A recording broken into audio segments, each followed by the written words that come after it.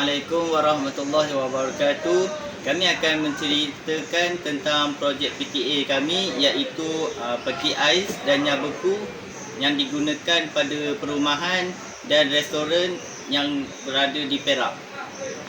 Tujuan projek kami ini ialah mempercepatkan proses nyak beku dan juga memperlambatkan bahan beku itu daripada membusuk. Projek ini amat berguna kepada individu-individu yang pulang lewat ke rumah dan ingin memasak dengan cepat. Selain itu, projek ini dapat mengekalkan ketahanan makanan yang lebih lama tanpa ada sebarang bakteria. Ini saya akan tunjukkan komponen yang kami gunakan untuk nyak beku.